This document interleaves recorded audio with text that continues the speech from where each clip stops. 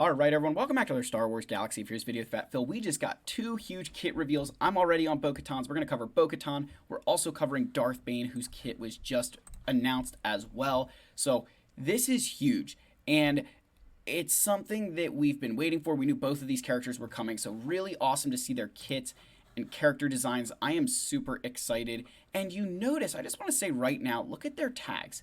Notice that for Bo-Katan, it's light side and Mandalorian. And that for Darth Bane, it's, he's dark side and Sith. So the big thing, I don't know, it looks like Bo-Katan's is missing, whether she's an attacker, support, tank. Notice that it's missing there, where Darth Bane, it's, says, hey, he's a leader, attacker, Sith. Very curious that that's missing. I wonder if that's intentional or not. But the reason I bring up the tags is that Bo-Katan does not have a scoundrel tag, does not have a I'm trying to think, I think the scoundrel tag for her, not having that scoundrel tag is important. She's meant to be Mandalorian only, and with Darth Bane, just kind of comparing this as well, it's only a Sith tag. It's not Sith Empire, it is just Sith. That's an important note to make for how you're going to craft these teams. Now, in terms of Bo-Katan, we'll start here. Key attributes: true damage with her abilities, calling assists, and the ancestral resolve to strengthen light side Mandalorian allies' defense. That is going to be really big. Defense seems to be playing a very big part in this kit. Something that I've been noticing a lot, Capital Games really pushing defense, particularly in Datacrons and new characters kits, that defense really playing a big role. Some of the inspiration here, I'm not going to cover all of it. The big one I want to cover here, the Dark Saber continues to inflict armor shred until the end of battle, no matter who is wielding it in Galaxy of Heroes at that time. This is a reference to the fact that Sabine Wren and Moff Gideon both have abilities where they pull out the Dark Saber and inflict armor shred. Obviously, Bo-Katan going to be doing the same thing here. For maximum damage, she'll need to be slower than Mandalorian Beskar armor. I am curious to see why. I don't know that I saw that yet. And then you want to bring her against debuff heavy teams to gain more Ancestral's resolve. So that is interesting. Alright, so the basic here. Deal physical damage and true damage to target enemy which can't be evaded. Dispel all buffs on them. During her turn, all light side Mandalorian allies gain speed up for 2 turns. Next is the deal physical damage and inflict armor shred until the end of battle. Deal an additional instance of true damage to target enemy which can't be evaded and stun them for 1 turn. If Bo-Katan is debuffed, deal true damage an additional time to target enemy which can't be evaded. Otherwise, reduce the cooldown of this ability by 1. So, with a cooldown of 3, if she doesn't have debuffs on her, you're going to be able to utilize this ability a lot, which means a lot of armor shred coming to the game. So it's one of those situations where if she's not debuffed, she's going to be able to spam this ability, and if she is debuffed, it's going to be dealing additional damage to you. So that's a win-win situation for this team. Next one is the reinforcements have arrived, and just looking here, there is a Zeta, and then again another Zeta and Omicron. Deal physical damage, dispel all debuffs from all light side Mandalorian allies, call them to assist twice, dealing 50% less damage. And then they all gain 3 stacks of Ancestral Resolve, max 100 until the end of the encounter. Ancestral Resolve is 2% defense, 1% max health, and whenever this character deals true damage, deal additional true damage based on the number of stacks. So getting up to 100 means that you could get 200% defense and 100% max health. That's a crazy, crazy boost. While in Grand Arena, they gain an additional 2 stacks of the Resolve. If another light side Mandalorian ally wasn't able to assist, they instead gain a bonus turn.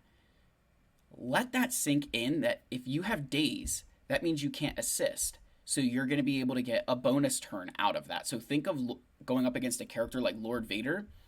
Your entire team could get a bonus turn if they're not able to gain a bonus turn. So I would be interested to see, is that just 1 bonus turn, or is that bonus turn for anybody who would be dazed or not possible to assist? Think of like stuns, days, like any kind of that's going to activate a bonus turn. I think the only way to stop this would be Fracture. Next is her unique 2. Deal true damage Bo-Katan deals from Ancestral Resolve is tripled. This damage is then doubled against enemies with bonus protection. So bonus protection, that's going to be characters like Rey have bonus protection. Trying to think who else would have that. I think like maybe some unaligned force users, like so that bonus protection. I'm not sure if that's only bonus protection and protection up. I would like to know that difference of, is it counting protection up as that, or is it just bonus protection? Because sometimes those get a little bit, they definitely use those. I don't know if that's interchangeable or not. Somebody let me know in the comments. If all allies were light side at the start of battle, Bo-Katan takes reduced damage so if everybody's light side Mandalorian, reduced damage from percent health damage effects and recovers 50% health when an ally is defeated for the first time.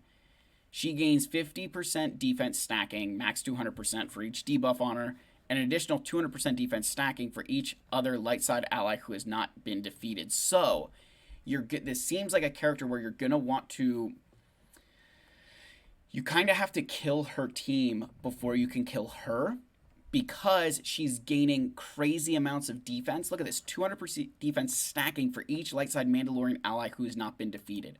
So if you have a team of 5, she's going to be gaining 800% defense. While in Grand Arena, she's immune to daze. If all allies were light side at the start of battle, she ignores taunt effects, and whenever an ally is defeated for the first time, she gains 20% of their max health and offense until the end of battle. Jeez, that's crazy. So not only do you need to target the rest of her team first so that her defense goes away, but as you do that, you're going to have to, like, as you kill those enemies, as you kill the enemies, right, you kill the ads, she's getting more powerful. So it's punishing you for doing the right thing and going for her team first, which is, I mean, I'm really excited for this. This looks like a very good kit. Light side Mandalorian allies, this is her leadership then. Again, 3 Omicrons, Zetas, all that stuff. Light side Mandalorian allies gain 40% defense, max health, and offense. Light side Mandalorian allies gain 5% defense stacking, max 30 for each debuff on them. Whenever they deal true damage, dispel a debuff, or resist, they gain 1 stack of Ancestral Resolve, max 100. Whenever an ally attacks an enemy inflicted with Armor Shred, all light side Mandalorian allies taunt for 1 turn, max 2 times per turn. That is crazy good. Then in Grand Arenas, they gain 50% mastery, max health, and 30 speed. At the start of the encounter, the tanks will taunt for 1 turn. If there are other active enemies excluding summons, the first light side Mandalorian ally that is defeated each battle is revived and recovers 50% health and protection. Gain 1 additional stack of Ancestral Resolve whenever a light side Mandalorian ally deals true damage, dispels a buff. I mean, this is insane. Absolutely insane kit for Bo-Katan. The big thing you need to pay attention to here, you're seeing true damage, so she's going to want to be modded for offense. Again, anytime you see true damage, offense, not critical damage, offense. She's going to have a lot of defense too and some max health. So I'm thinking, like, you know, defense sets could be nice, but I really think that max health is going to be a big thing. This team seems like it's going to be very tanky. It seems like it's going to be a team that can be very annoying between damage immunity, the defense, the amount of attacks out of turn, true damage. It's going to be a very difficult team. One thing I would be curious about here, that just bear this in mind, is that when I'm reading this kit, the one thing that is popping out to me is that even though she's got all that defense, a team like Traya, depending on how this all comes together, a team like Traya could potentially at least beat this on offense, depending who they attack, because they can ignore taunt. But I would be curious if Traya could potentially do something here, that if you can get isolate on one of the tanks, you can go ahead and annihilate Bo-Katan Mandalore, and that takes away a lot of this stuff, right? She's going to be the engine of this team. She's going to be the most important one. So if you could kill her, that could definitely be a big boost to you. All right, so again, she's the new Journey Guide character, so Keller and Beck needs to be Relic 7, IG-12 and Grogu, Paz Vizsla, and Beskar Armor Mando. All of them need to be Relic 7 in order to unlock this character. So obviously Keller and Beck and IG-12 and Grogu still not farmable yet in the game, so a long way away for a lot of players. Myself, I will be farming them as soon as they go farmable, because I want to be able to work on this character. It's something that I think is going to be very important for this game moving forward, especially at the level that I am competing at. Now let's switch over to Darth Bane. Take a breath. So as I said before, he is an attacker and a Sith. He, utilizing the Rule of 2, has strong synergy with Sith Eternal, and has mechanics that encourage just using 2 characters, which is awesome. This is, again, guys, if you can just use Sith Eternal and Darth Bane and then you have all the rest of your Sith, going to be a fantastic way to go about playing through Grand Arena and other game modes. Can take High Relic Wayward Sith and make a competitive squad with his leadership ability. That is really good as well. So you could kind of keep your Sith Eternal to do something and then go build a Darth Bane team with like Maul, Insidious, Dooku, or maybe not Dooku, like those random Sith that you're not using. Can siphon max health from enemies to gain it for himself, fueling both his synergy offensively and defensively. Again, I love this inspiration quote right here. Always two there are, no more, no less, except in Galaxy of Heroes. Yoda, mostly, except maybe that last part. Like, guys, give Capital Games credit that they're at least trying to make like light of situations. Like that's a very good quote. Strategy tips, again, they talk about some of this stuff here. Again, it's versatile for Sith rosters. Experiment with different Sith, both as a leader and supporting members of the squad to find what works best for your roster. I think that's very important that they recognize right away that for some players, it's going to be better to utilize Darth Bane as a leader of your other Sith and keep Sith Eternal as a solo character. And that for some of you, maybe, I think for a lot of later stage players, this is one of those situations where with Bo-Katan Mandalore coming now, kind of maybe taking away the armor to put in that team, that I think you're really going to want to use Darth Bane and Sith Eternal because, as we're going to see some of these things in his kit, it is very good. They talk about the FAQ. I'm going to move through that here because I want to get to his kit. So, deal physical damage to target enemy and reduce their offense by 20% stacking. Bane gains 20% offense stacking, which can't be resisted for 2 turns. So, yeah, that's awesome. On a critical hit, gain 2 siphon until the end of the encounter. If this attack defeats an enemy, gain 2 more siphon. If target enemy is above 50% health, it will critically hit if able. If they're below 50% health, this attack deals 200% more damage. So what you have to remember here is that a character like Lord Vader could be above 50% health, but he can't be critically hit when he's below 80%, so that won't do anything there. Another example would be like your Jedi Master Kenobi. They've got protection up. This is obviously, gonna stop that from happening, right? And then enemies defeated by this attack can't be revived. That is super, super nice. So you think about like Night Sisters, and this is on his basic. That's his basic, guys. Next, Malevolent Whirlwind cooldown 3. Dispel all buffs on all enemies twice. Then deal physical damage to all enemies twice, dealing 10% more damage for each buff dispelled. And inflict healing immunity for 2 turns. If the ally in the leader slot is Sith Eternal Emperor, he gains 1% ultimate charge for each enemy that was dealt damage with Deceived or Linked. Bane gains 5 siphon until the end of the encounter. So you're going to deal damage to all enemies twice. So if you're in 5v5, this could be 10% ultimate charge for Sith Eternal if they're all linked or deceived. And then he's going to gain 5 siphon. This ability is 200% health steal. While in Grand Arena's additional 3% ultimate charge gained against Deceiver linked enemies, Bane gains an additional 5 siphon. And it talks about, I'm trying to see where it talks about siphon. Here it is. So similar to this, right? You gain stacks of siphon. You reduce the enemies and gain a number of siphon. So if he has 5 stacks of siphon, when he uses Ascendant Dominance, the enemy will lose 5% max health and Bane will gain 5% max health. So that's the way the siphon's working. So really, really cool there. Next is his Essence of Dominance. Deal physical damage to all enemies based on Bane's max health and increase their cooldowns by 1, which can't be resisted. Bane siphons max health from target enemy, which can't be resisted. Sith allies gain defense up, defense penetration up, health steal up, offense up, and speed up for 2 turns. Siphon max health, gain a percentage of max health equal to this unit's siphon until the end of the encounter, and the target loses that much max health, excluding Galactic Legends and raid bosses. So right there, you can't take this away from GLs. While in Grand Arena, increase the cooldowns by 2, remove 50% turn meter from all enemies, and Sith allies gain 50% turn meter. So 100% turn meter swap in the sense that they're losing 50% and I'm gaining 50%. Reduce their defense and tenacity by 20% stacking, which can't be resisted until the end of battle. So that is just, this is so crazy, right? This kit just keeps going and going. Finally, we get to the rule of 2. Bane has 20% critical chance, critical damage, and 50% health steal. So he's got a lot of health steal. So he's going to be a very difficult character to kill. Whenever he's dazed, he gains 10% max health stacking until the end of battle. Whenever an enemy starts their turn, Bane gains 5 speed, max 100 until the end of battle. So he's going to gain up to 100 more speed. And his max health is going to stack 10% until the end of battle when he gets dazed. So think about Lord Vader dazing. Bane is going to be able to gain 10% max health from that each time. At the start of battle, if there is only other non-summon ally present and they are Sith, Bane takes reduced damage from percent health damage effects and gains 350% defense. Oh my gosh. That's not even the Omicron yet. So 350% defense. Again, guys, percent health, expose, damage over times, thermal detonators, that kind of stuff.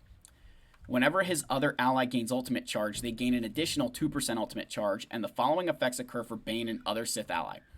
Immune to ability block, cooldown increase, healing immunity, stun, and turn meter reduction. Gains 75% max health, 75% max protection till the first time he is defeated. Ignore taunt effects. That's big. Being able to ignore taunt effects. If you're Sith Eternal, imagine now that you get to link up Jedi Master Kenobi and say Ahsoka, who would that be? Ahsoka, right? Commander Tano. Now, again, I don't know about the instant defeat there. That would definitely be something that we need to think about. Again, you'll have to see how this all kind of pans out there, but that would be very interesting there. At the start of their turn, recover 35% protection and dispel all debuffs on themselves. So there, recovering that protection is big. Now remember, one thing that we've seen with Galactic Legends Leia, again, all cooldown stuff doesn't work, but you would be losing your protection. When Bane or other ally is defeated, the remaining ally gains 5% critical damage, offense, potency, plus an additional 15% of these stats per the defeated character's relic amplifier levels until the end of battle.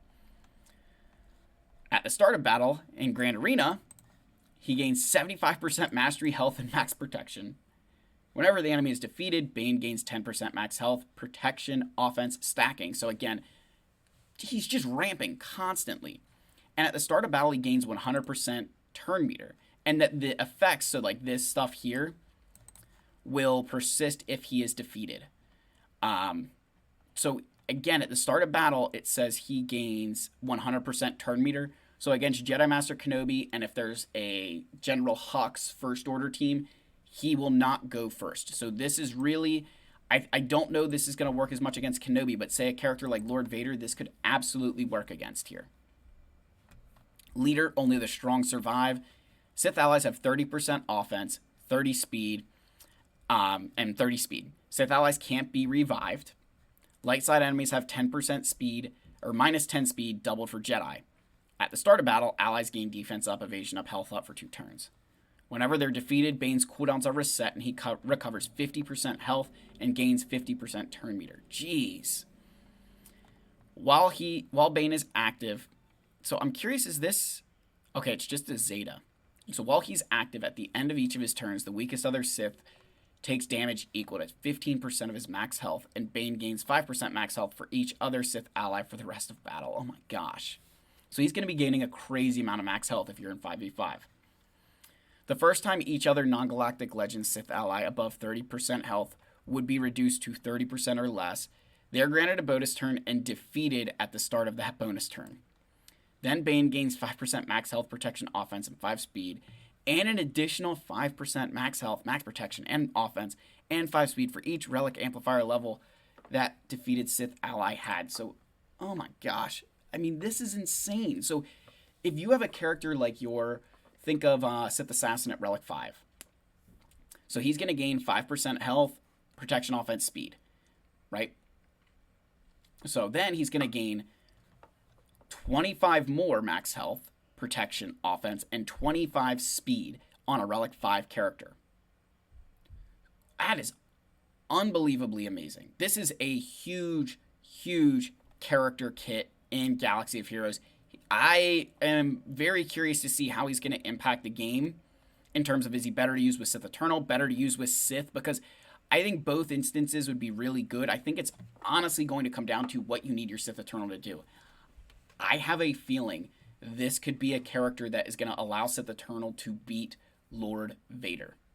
I don't know why I think that. I just have this feeling that this could be a character that could beat Lord Vader here. So very curious to see how all of this continues to pan out.